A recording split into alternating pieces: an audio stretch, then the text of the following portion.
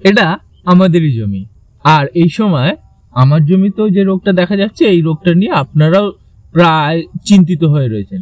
যে রোগটা হচ্ছে গাছের পাতা এই ধরনের কুঁকড়ে যাচ্ছে, তার পাশাপাশি গাছের যে ডগার পাতা বেগুনি বর্ণ ধারণ করছে, পাতাটা পুরো মধ্যেখান থেকে একদম ডাঁটার কাছ থেকে আস্তে আস্তে বেগুনি হয়ে গোটা পাতাটা হচ্ছে। এটা কেন হচ্ছে?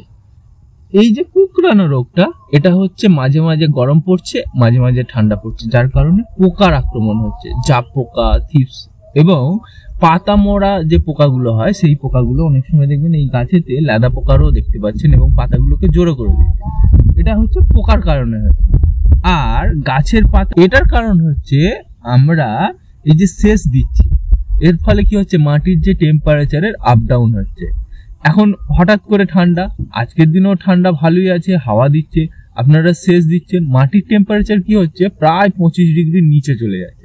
যার ফলে কি হচ্ছে এই অবস্থায় মাটির টেম্পারেচার যখন 25 ডিগ্রির নিচে চলে যাচ্ছে তখন গাছ মাটি থেকে পর্যাপ্ত পরিমাণ ফসফেট, মলিবডেনিয়াম, ম্যাগনেসিয়াম এই ধরনের যে অনুখাদ্যগুলো সঠিক পরিমাণে পাচ্ছে না। মানে মাটি থেকে যে এটিপির মাধ্যমে যে অ্যাবজর্ব করবে সেটা ঠিকমতো হচ্ছে না, যার কারণে গাছের এই যে পাতা গোলাপি বর্ণ ধারণ করছে, ডগার পাতা।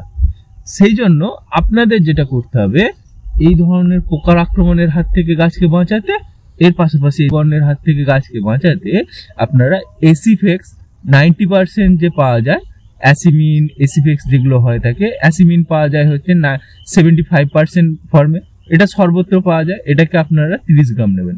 এর সাথে এনপিকে 0-52-34 বা এনপিকে 12-61, এই দুটোর মধ্যে যে কোনো একটাকে 75 গ্রাম হিসেবে নেবেন এবং অল্প পরিমাণে ম্যাঙ্কোজেবের সাথে মিশিয়ে আপনারা গাছের পাতা শুকনো অবস্থায় স্প্রে করুন। এবং যখন সেচ দেবেন চেষ্টা করবেন যে অল্প পরিমাণে জল দিয়ে সেচ দেয়া, তাহলেই এই দুটো রোগের হাত থেকে আপনার আলু গাছকে বাঁচাতে পারবে।